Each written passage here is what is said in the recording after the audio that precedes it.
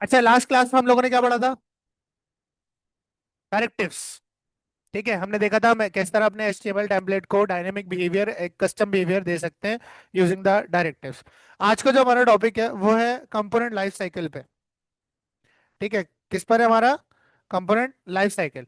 ठीक है, जैसे ह्यूमंस की एक लाइफ साइकिल होती है। ह्यूमंस बॉर्न होते हैं, वो जो भी दुनिया में उन्होंने करना है वो करते हैं, और फिर अल्लाह को प्यारे हो जाते हैं, यानी डिस्ट्रॉय हो जाते हैं उस दुनिया से। इसी तरह जो आपका एंगुलर का कंपोनेंट होता है, component means naive bar, about, home, card, slider, ये सब क्या होते हैं?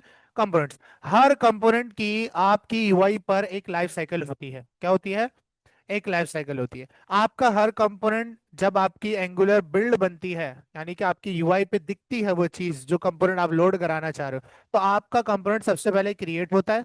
जो काम उसका होता है वो करता है, जो आपने उसे लॉजिक दी होती है वो परफॉर्म करता है, और फिर वो कंपोनेंट डिस्ट्रॉय हो जाता है। क्या हो जाता है?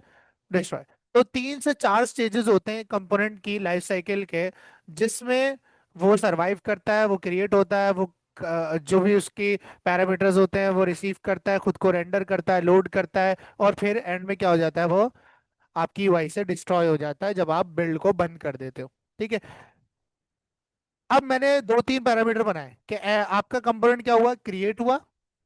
ठीक है, और वो आपकी यूआई पर लोड हुआ।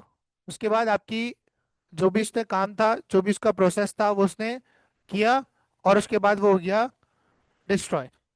ठीक है, एंगुलर आपको कहता है कि अगर आप लाइफ साइकिल, कंपोनेंट की जो लाइफ साइकिल के 4 स्टेजेस हैं, इनके ऊपर कोई लॉजिक रन करना चाहते हो, कि फॉर एग्जांपल आप चाह रहे हो यार कोई कंपोनेंट क्रिएट हो, जैसे नैवबार का कंपोनेंट क्रिएट हो तो फॉरन से कोई एपीआई फैच हो जाए, या कंपोनेंट डिस्ट्रॉय हो तो मेरी मेमोरी क्लीन हो जाए।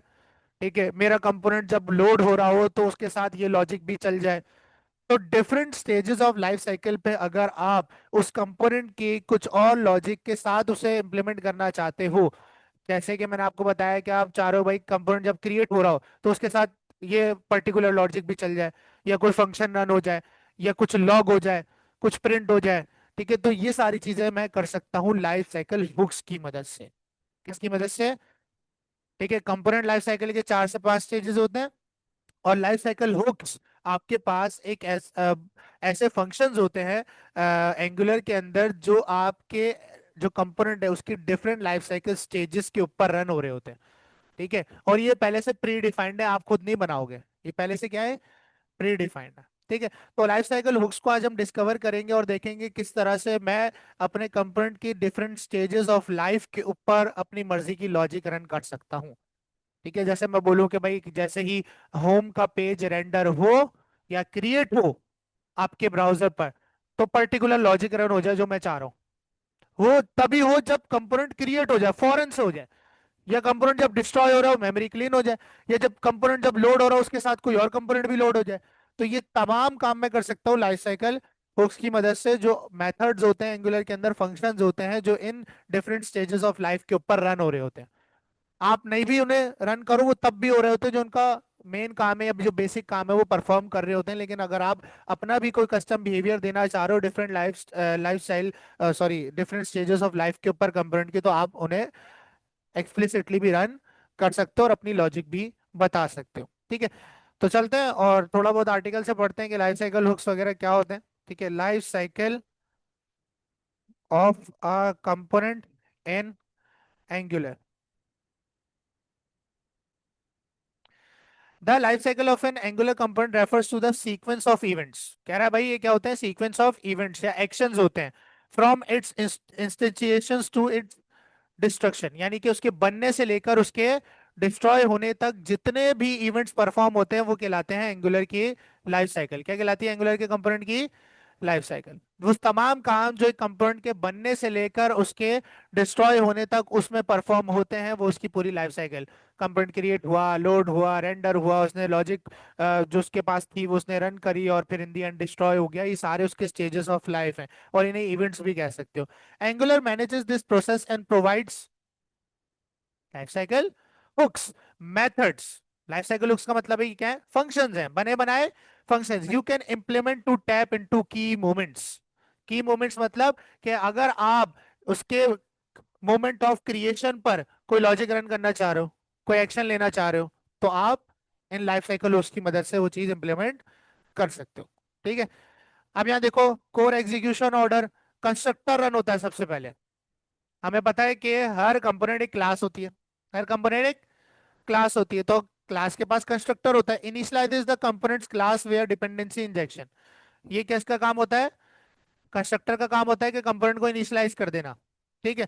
उसके बाद जो ऑर्डर के अंदर दूसरा लाइफ साइकिल हुक्स चलता है वो है एनजी ऑन चेंजेस। कौन सा चलता है? NG on changes runs whenever at the rate input properties update. अब ये मैंने आपको नहीं बताया, ठीक है, डेकोरेटर इनपुट का मैंने आपको नहीं पढ़ाया, इसको भी देख लेंगे। एनजी ऑन इनिट, इनिट मतलब इनिशियलाइज होना। ठीक है। एनजी मतलब एंगुलर, एंगुलर का कंपोनेंट जब इनिशियलाइज हो ये तब चलता है।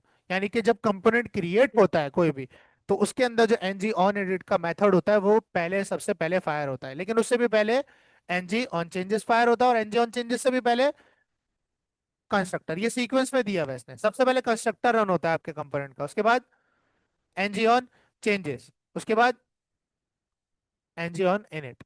एनजी ऑन इनिट क्रिएशन पे चलता है। कब चलता है? जब कंपोनेंट क्रिएट होता है। Called once to initialise data after input properties are set.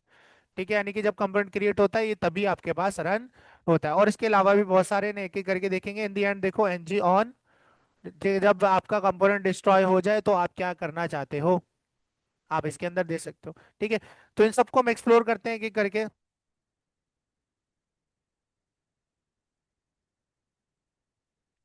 Angular components are fundamental building blocks of an application. ये हमें पता है कि एंगुलर में कंपोनेंट की मदद से एक एप्लीकेशन की यूआई क्रिएट की जाती है। Understanding the life cycle of this component is crucial for effective development. Angular provides several lifecycle hooks that allow developers to tap into key moments in a component's lifecycle and execute custom logic during those times. क्या समझ आया? कि life cycle hooks ऐसे methods होते हैं जो component के different stages of life, जैसे उसकी क्रिएशन, जैसे उसका रेंडर होना, जैसे उसका डिस्ट्रॉय होना, इन पर आपकी कस्टम लॉजिक को अगर आप रन करना चाहते हो तो आप इन लाइफ साइकिल हुक्स का यूज करोगे। किसका यूज करोगे? लाइफ साइकिल हुक्स का। Component life cycle stages creation, the component is instance and its dependencies are injected. Change detection, Angular checks for changes in the data bound properties. अब देखो, हमने बताया था ना कि जब कोई कंपोनेंट में चेंजेस होती है तो फॉरन रिफ्लेक्ट होती है। जैसे हमारा इंक्रीमेंटल डॉम या एंगुलर का चेंज डिटेक्शन सिस्टम देख रहा होता है, जैसे जैसे चेंजेस हो रही होती है खुद ब खुद इंक्रीमेंटल डॉम में चेंजेस हो रही होती है। अब लेट सपोज आप चाह रहे हो यार पूरी कंपोनेंट की यूआई में अगर हल्का सा भी कुछ चेंज हो तो कोई लॉजिक चल जाए। हर दफा, हर दफा कुछ भी चेंज हो तो एक लॉजिक चल जाए। ये कहलाता है चेंज डिटेक्शन। क्या कहलाती है? रेंडरिंग, रेंडरिंग मींस कंपोनेंट का लोड होना, उसकी एचटीएमएल सीएसएस टाइपस्क्रिप्ट का लोड होना। The component template is rendered और अपडेटेड, ये रेंडरिंग कहलाती है कि जब कंपोनेंट रेंडर हो गया या हो रहा है, लोड हो रहा है, तो आप कोई कस्टम लॉजिक रन कर सकते हो। इसके लिए भी लाइफ साइकिल हुक दिया गया है। और destruction, the component is destroyed and cleaned up. ठीक है।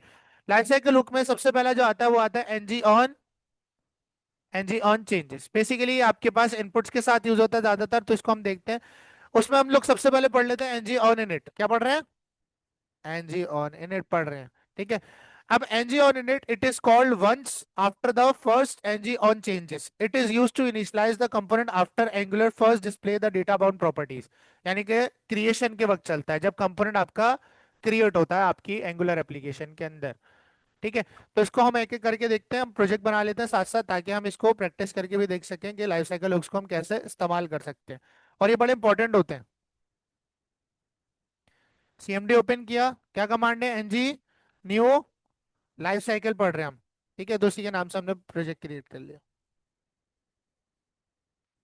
सीएसएस यूज करूंगा, नो, उसके बाद नन, और आपका प्रोजेक्ट क्रिएट होना स्टार्ट हो जाएगा। ठीक है। तो एनजी ऑन इनिट आपके कंपोनेंट के अंदर एक प्री डिफाइंड फंक्शन है, जिसके अंदर आप कोई भी कस्टम लॉजिक जो भी लिखोगे वो तब रन होगी जब आपका कंपोनेंट क्रिएट होगा।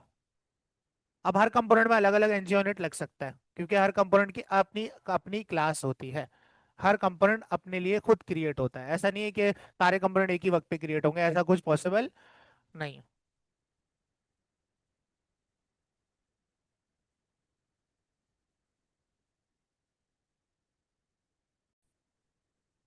तो हमारा प्रोजेक्ट जो है वो क्रिएट हो चुका है। अपने प्रोजेक्ट को अपने VS कोड में ओपन कर लेते हैं और लाइफ साइकिल हुक्स को इस्तेमाल करके देखते हैं।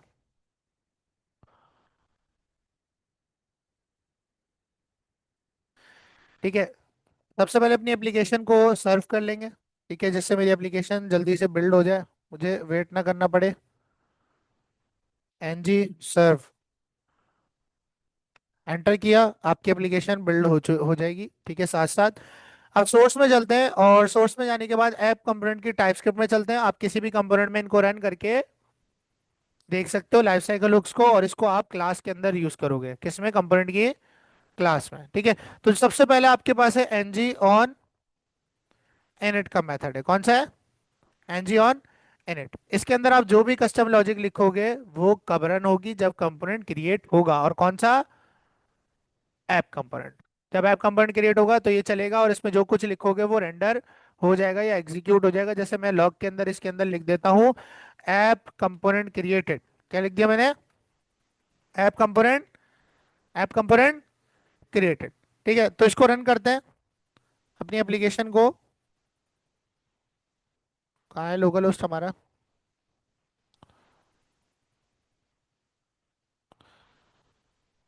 ये रहा। ठीक है, तो इसको हमने रन किया। अभी क्या कह रहा है? Function implementation is missing or do not immediately following the description TypeScript line 13।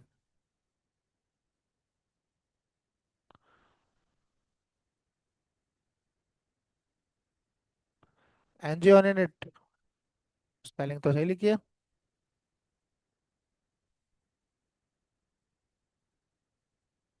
एक सेकंड, क्या एरर दे रहा है भाई ये?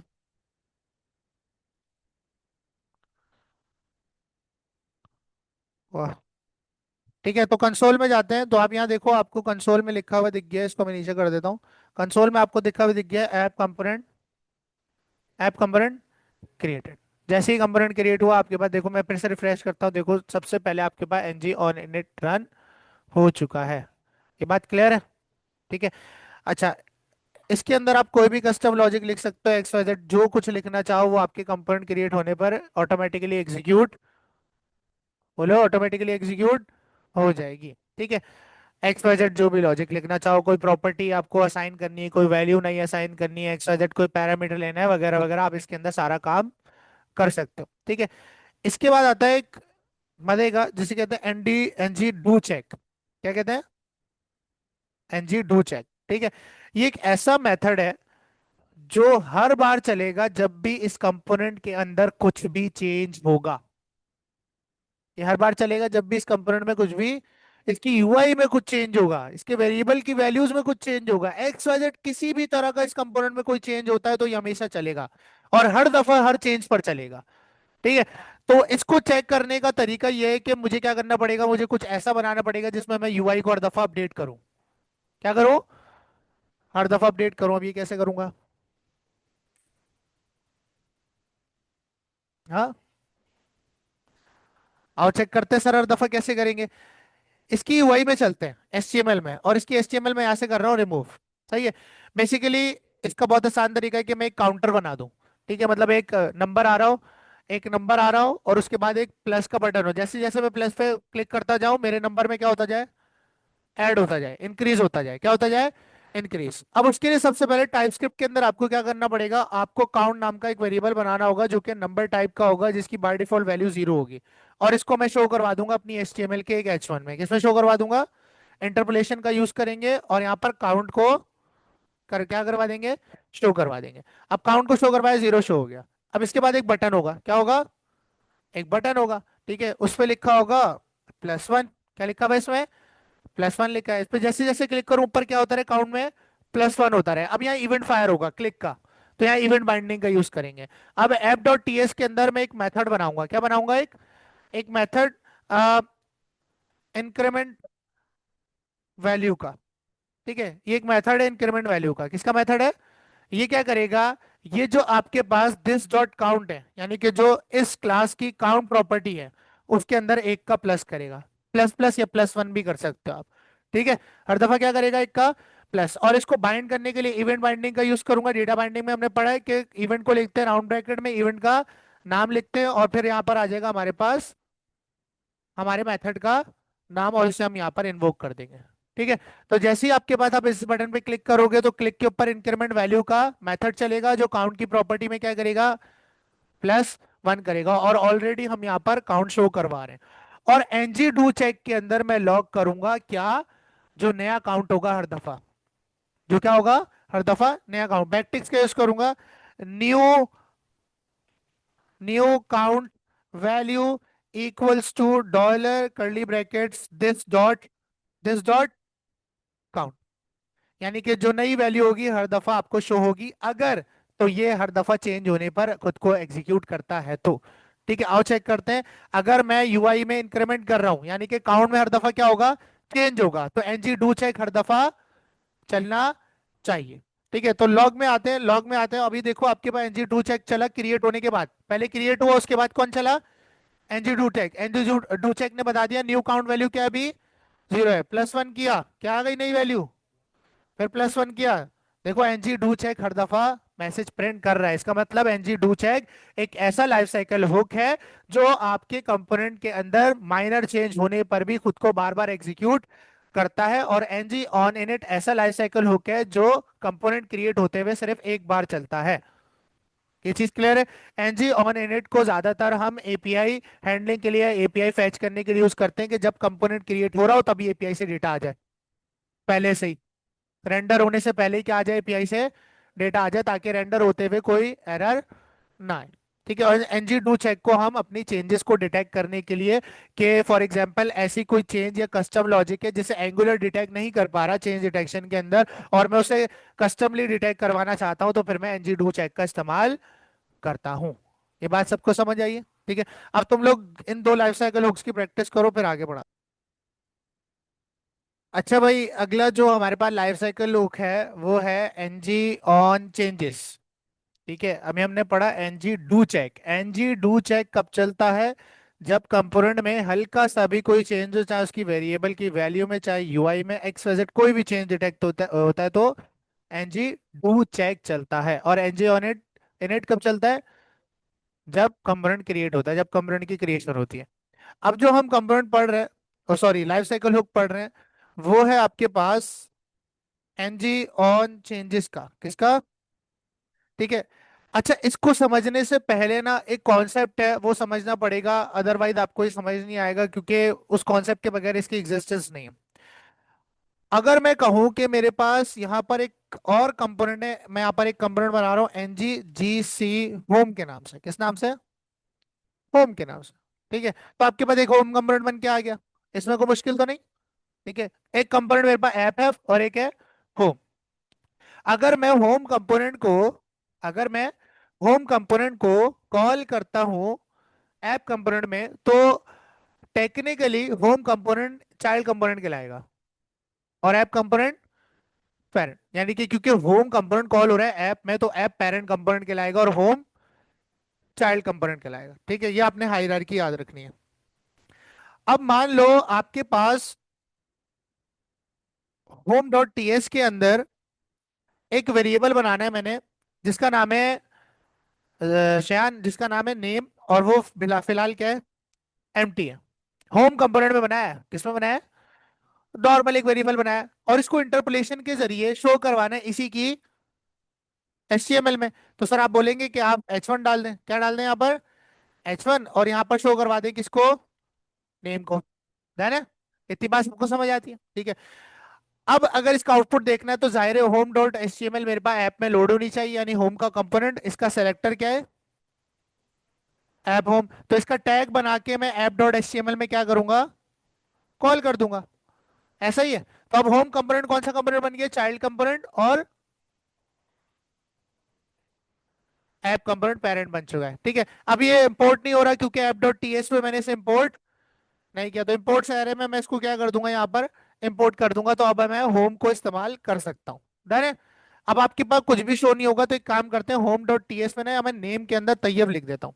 ठीक है, मैंने होम कंपोनेंट के अंदर एक वेरिएबल बनाया है तैयब के नाम से, और मैंने उसी की home dot H T M L में उसे इंटरपोलेशन के जरिए शो कराया है, क्योंकि home dot H T M L directly binded है होम डॉट टी एस के साथ, वो ऐप डॉट टी एस के साथ बाइंडेड नहीं है। ऑब्वियस सी बात है, डेटा बाइंडिंग में हम ये पढ़ चुके हैं कि पर्टिकुलर जो कंपोनेंट है वो अपनी ही टाइपस्क्रिप्ट और एचटीएमएल के बीच डेटा बाइंडिंग कर सकता है, दूसरे कंपोनेंट की टाइपस्क्रिप्ट और एचटीएमएल के साथ डेटा बाइंडिंग नहीं कर सकता। तो यहाँ पर है, यहाँ पर है, और आपके पास यहाँ पर रिफ्रेश करते हैं, कुछ भी आपके पास शो नहीं हो रहा। अब क्यों नहीं हो रहा, इसको चेक करते हैं। होम डॉट टीएस में हमने नेम वेरिएबल बनाया, इंटरपोलेशन में नेम शो करवाया। एक दफा इसे बंद करते हैं, फिर खोलते हैं। एनजी सर्व, फिर से रिफ्रेश करते हैं, ये आ गया। ठीक है। ऐसा कभी कभार होता है कि आप कुछ चेंजेस करते हो ना तो वो लोड नहीं होती, तो आप बंद करके सर्वर खोलोगे एनजी सर्व तो आपके पास लोड हो जाए। ये सब समझ आता है। अब तैयब इन दी एंड लोड हो रहा है ऐप कंपोनेंट में, किसमें हो रहा है? अच्छा, अब मुझे एक बात बताओ, अगर मैं ये चाह रहा हूं कि ऐप डॉट टीएस में, क्या चाह रहा हूं, ऐप डॉट टीएस में एक वेरिएबल है जिससे मैं कहता हूं पेरेंट नेम, क्या कह दिया मैंने, और उसके अंदर मैंने रख दिया फरहान। डन है। ये वेरिएबल कहां बना है? एफ डॉट टीएस में, जिसका नाम है पेरेंट नेम। अब पेरेंट नेम का वेरिएबल मैं इंटरपोलेशन के जरिए शो करवाना चाहता हूं होम डॉट एचटीएमएल में, लेकिन ये वेरिएबल मैंने किस कंपोनेंट में बनाया? ऐप के अंदर। क्या मैं ऐप टीएस के अंदर वेरिएबल जो बना है उसे इंटरपोलेट कर सकता हूँ किसी और कंपोनेंट के एचटीएमएल में? नहीं है, डायरेक्टली पॉसिबल नहीं है। डायरेक्टली पॉसिबल कि आप एक पेरेंट जो कंपोनेंट है, क्योंकि ऐप कंपोनेंट कौन सा है, आप एक पेरेंट कंपोनेंट के वेरिएबल की वैल्यू एक चाइल्ड कंपोनेंट की एचटीएमएल में शो करवाना चाहते हो, तो आप पेरेंट कम यानी एक कंपोनेंट से दूसरे कंपोनेंट में वैल्यू भेजना चाह रहे हो, जो कि डायरेक्टली पॉसिबल सर नहीं है, हम ये देख चुके हैं। ऐसा ही हुआ है। अब ये कैसे पॉसिबल है? इसके लिए आपके पास एक डेकोरेटर यूज होता है। क्या यूज होता है? डेकोरेटर। उस डेकोरेटर की मदद से होता है क्या है कि आप किसी पेरेंट कंपोनेंट से कोई वैल्यू किसी चाइल्ड कंपोनेंट के मॉडल के किसी वेरिएबल में सेट कर सकते हो। क्या कर सकते हो? किसी पेरेंट कंपोनेंट की कोई वेरिएबल की वैल्यू आप किसी चाइल्ड कंपोनेंट की किसी वेरिएबल में भेज सकते हो, रिसीव करवा सकते हो। ठीक है, और वो एक ही डेकोरेटर की मदद से होता है, उसका नाम है eight the rate input decorator, जो पेरेंट कंपोनेंट और चाइल्ड कंपोनेंट के बीच डेटा रिसीव करता है। क्या करता है? इस वजह से हमारे पास हम कंपोनेंट्स के बीच भी क्या कर सकते हैं, डेटा ट्रांसफर कर सकते हैं, और इस डेकोरेटर की मदद से होता है। तो अगर आपको ये बताना है ना कि जो नेम है, ये जो नेम है ये एक ऐसा वेरिएबल है जिसके अंदर वैल्यू इसके पेरेंट कंपोनेंट से आएगी। किससे आएगी? पेरेंट। तो आप इससे पीछे एक डेकोरेटर लगाओगे जिसका नाम है एट द रेट इनपुट। क्या लगाओगे? और इसकी कोई वैल्यू नहीं होगी। डिड ऑन इनपुट, एक सेकेंड,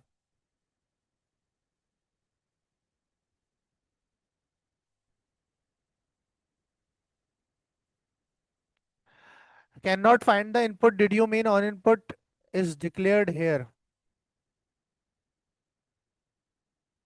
एक सेकेंड।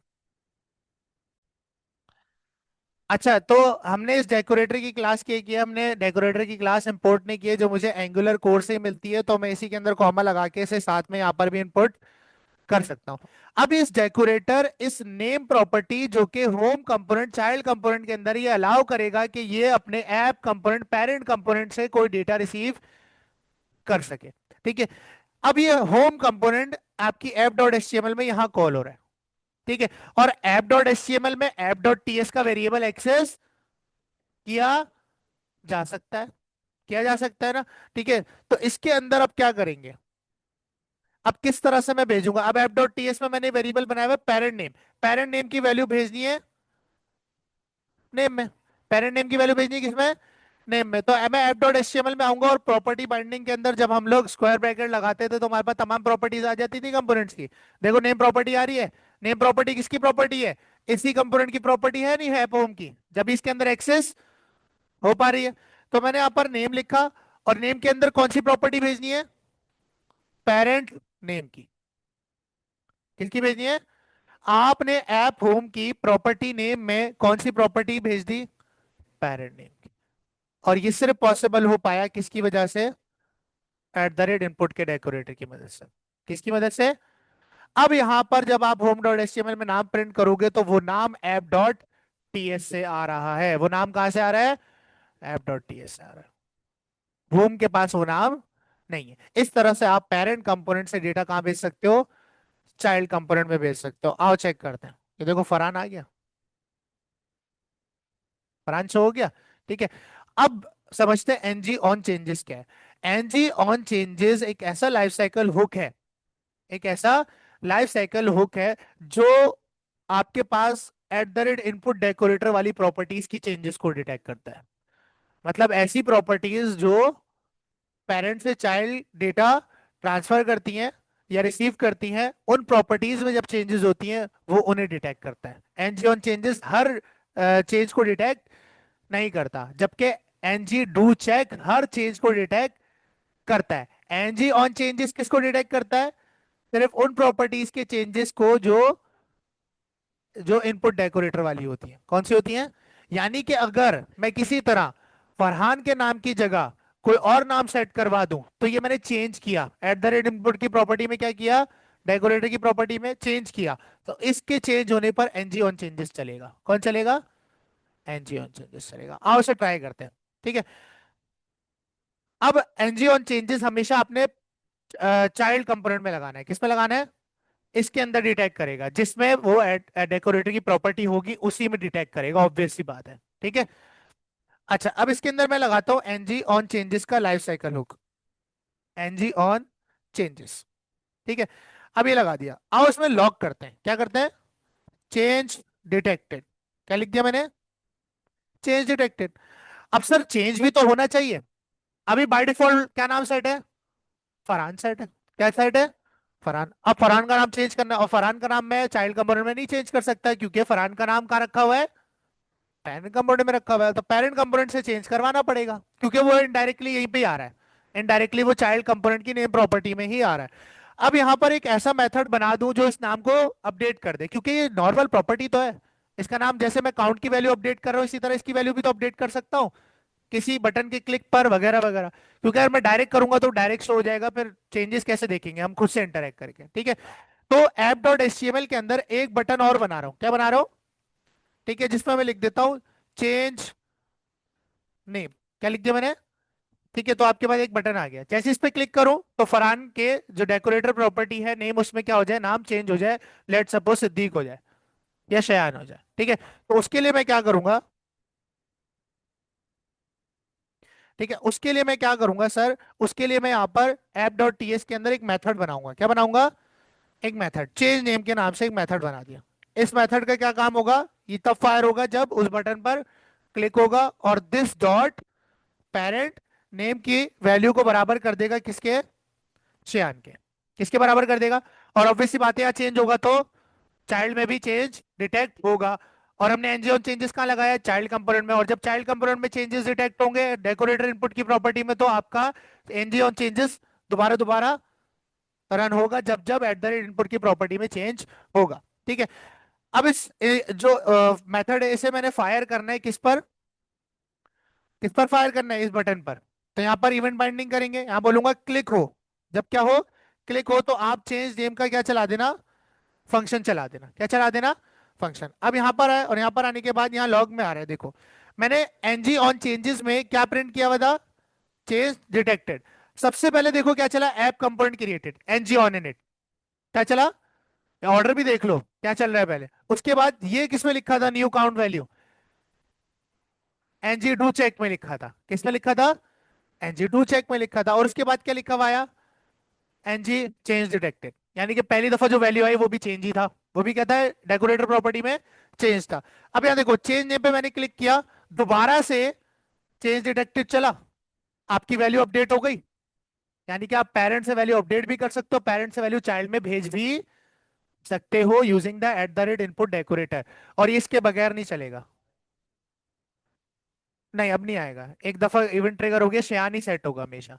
ठीक है, अब चेंज नहीं होगा। अब देखो तुम कितनी दफा ही चेंज करो, वो चेंज नहीं होगा, क्योंकि वैल्यू स्टैटिक है। तो अब चेंज डिटेक्ट नहीं कर रहा, वो बोल रहा है श्रेया नहीं है, हमेशा मैं क्या चेंज डिटेक्ट करूं, चेंज हुआ ही नहीं कुछ। ठीक है।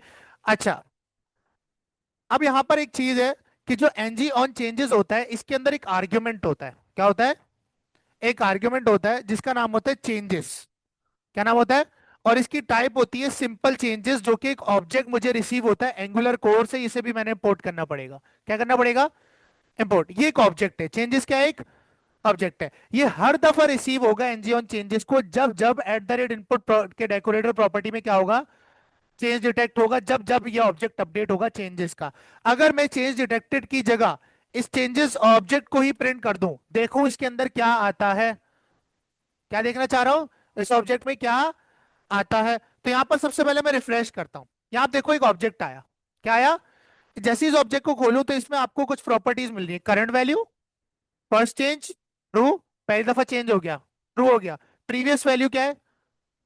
भाई देखो, जब कोई चीज चेंज होती है तो एक प्रीवियस वैल्यू भी तो थी, उसकी नई वैल्यू भी थी, और चेंज डिटेक्ट हुआ, ट्रू या फॉल्स। तो ये मुझे तीन प्रॉपर्टीज दे रहा है। कितनी प्रॉपर्टी दे रहा है ये ऑब्जेक्ट मुझे? जिससे मैं चेंज हुई हुई प्रीवियस वैल्यू भी एक्सेस कर सकता हूँ, नेक्स्ट वैल्यू जो अपडेट हुई है वो भी, और फर्स्ट चेंज हुआ या नहीं हुआ ये भी डिटेक्ट कर सकता हूँ इस चेंजेस ऑब्जेक्ट की मदद से। अब देखना, जैसे ही मैं चेंज नेम पर क्लिक करूंगा, एक और दफा ऑब्जेक्ट बना। बना। पिछले वाले में नाम क्या आ रहा था? फरहान। इस वाले में नाम क्या आ रहा है? और ये फर्स्ट चेंज नहीं था, तो देखो फर्स्ट चेंज क्या आ रहा है? फॉल्स। ये सेकंड चेंज था। कौन सा चेंज था? फर्स्ट चेंज तो फरहान वाला था, तो उस वक्त ट्रू आ रहा था कि आपने फर्स्ट दफा, पहली दफा चेंज किया। इस दफा कौन सी दफा चेंज किया है? तो वो क्या आ रहा है फर्स्ट चेंज की प्रॉपर्टी में? फॉल्स। और देखो नई वैल्यू क्या आ रही है? Current value. श्यान प्रीवियस वैल्यू क्या आ रही है? यानी कि ये ऑब्जेक्ट मुझे प्रीवियस वैल्यू भी बता रहा है, स्टेट की नेक्स्ट वैल्यू भी बता रहा है, और फर्स्ट चेंज है या नहीं ये भी बता रहा है। तो इसे मैं अलग अलग भी प्रिंट कर सकता हूँ। मैं बोलूँ भाई जो चेंजेस हुए हैं उसके अंदर जो करंट वैल्यू उसे प्रिंट कर दो, उसके बाद उसके अंदर जो प्रीवियस वैल्यू थी वो भी प्रिंट कर दो। तो इससे मुझे प्रीवियस और नेक्स्ट दोनों वैल्यूज पता चल जाएंगी। इसको और अच्छा बनाने के लिए आज स्ट्रिंग लिख दो। यहाँ लिख दिया मैंने करंट वैल्यू। क्या लिख दिया? करंट वैल्यू, और साथ में मैंने कॉन्केट कर दिया, कॉमा लगा दिया। ठीक है, और नीचे वाले में मैंने लिख दिया प्रीवियस वैल्यू। क्या लिख दिया? Previous value. ठीक है, यहाँ मैंने लगा दिया कॉमा। डन है। अब ये मुझे दोनों बातें बताएगा। रिफ्रेश किया, देखो करंट वैल्यू क्या आ रही है? अनडिफाइंड। और प्रीवियस वैल्यू क्या आ रही है? अनडिफाइंड। अब यहाँ पर इसको देखना पड़ेगा ये क्यों इस तरह से कर रहा है। कॉन्केट अगर मैं कर दूं तो,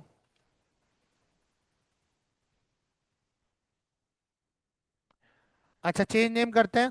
अनडिफाइंड, हमने कोई गलती करी है।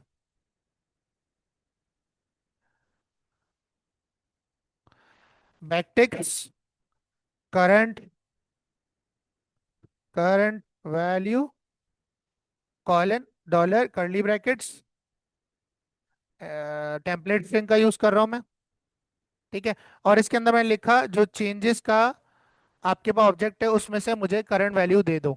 ठीक है, और इसको भी फिलहाल के लिए कमेंट करते हैं, रिफ्रेश करते हैं। स्टिल अनडिफाइंड, अगर इसके बगैर लिखूं तो आएगा?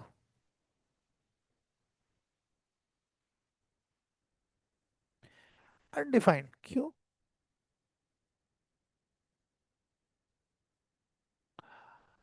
ऑब्जेक्ट में दे रहा है, करंट वैल्यू ऑब्जेक्ट में दे रहा है, तो एक्सेस यहाँ क्यों नहीं कर रहा है? अच्छा हाँ, सही सही सही सही। इधर बेसिकली इधर मुझे कंडीशन लगानी पड़ेगी कि अगर चेंज होता है नेम तो। ठीक है, तो एक काम करता हूँ, कंडीशन लगा के देखता हूँ, हो सकता है मेरे पास हो जाए। यहाँ पर करता हूँ, अगर चेंजेस में आपके पास करंट वैल्यू, या मैं कहता हूँ कौन सी प्रॉपर्टी थी हमारी? नेम की। अगर नेम चेंज हो,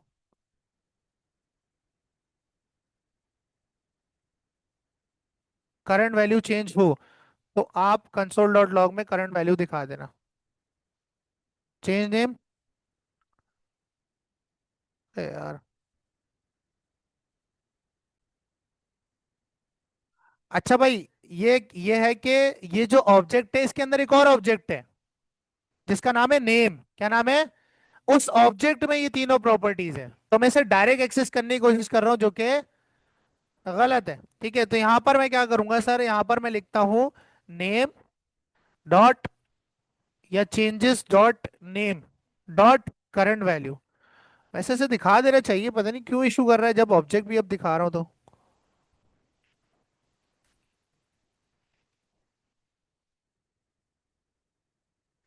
element has explicitly has expression type name can be used index type.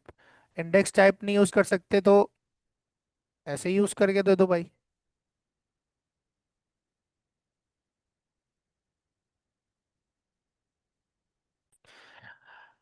अच्छा भाई, यहाँ पर ये इसलिए वर्क नहीं कर रहा है क्योंकि आपके पास इसका एक अपना इंटरफेस आता है जिसका नाम है ऑन चेंजेस। क्या नाम है? और वो आपने अपने कंपोनेंट क्लास पर इम्प्लीमेंट करना पड़ेगा। क्या करना पड़ेगा? इम्प्लीमेंट। जब भी आपके पास ये काम करेगा, आप ट्राई करते हैं, अब भी काम करता है नहीं करता? NG on changes, changes simple change.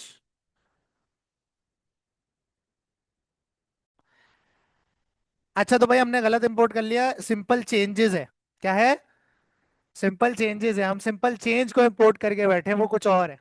सही है, तो हमारे एक एस मिस हो गया, इस वजह से हमारा काम नहीं हो रहा था। तो अब ये मुझे मेरे ऑब्जेक्ट से मुझे प्रीवियस और नेक्स्ट वैल्यू उठाकर दे देगा। आओ इसे ट्राई करते हैं। कहाँ गया हमारा आउटपुट? ठीक है, रिफ्रेश किया, देखो प्रीवियस वैल्यू क्या आ रही है और करंट वैल्यू क्या आ रही है। क्योंकि अभी कुछ चेंज नहीं हुआ तो प्रीवियस वैल्यू में कुछ भी। चेंज नेम पे क्लिक किया, प्रीवियस वैल्यू क्या थी? फरहान, और करंट क्या हो गई? श्यान। तो एनजी ऑन चेंजेस चलता है जब हम अपने eight the rate input decorator properties में कुछ क्या करते हैं, चेंज लेके आते हैं। ठीक है। कुछ रूल्स हैं इसके कि आपको सबसे पहले ऑन चेंजेस का एक इंटरफेस है वो इंप्लीमेंट करना पड़ेगा अपनी क्लास पर। और याद रखना है कि हमने जो गलती करी है सिंपल चेंज की, सिंपल चेंजेस है। ठीक है, एक ऐसा ऑब्जेक्ट होता है जो आपको आपकी चेंज का स्टेट देता है पूरी, के करंट चेंज था यानी फर्स्ट चेंज था या नहीं, प्रीवियस वैल्यू क्या थी, और नेक्स्ट वैल्यू यानी करंट वैल्यू क्या है। ठीक है। ये पूरा ऑब्जेक्ट आपको एनजी ऑन चेंजेस में देखने को मिल जाता है, इसके बगैर भी ये चलेगा। लेकिन अगर आपको पूरी स्टेट चाहिए कि भाई प्रीवियस वैल्यू क्या थी, पहला चेंज है या नहीं, या नेक्स्ट वैल्यू क्या होगी, या करंट वैल्यू क्या है, तो वो तमाम मुझे इस चेंजेस ऑब्जेक्ट में मिलेगा।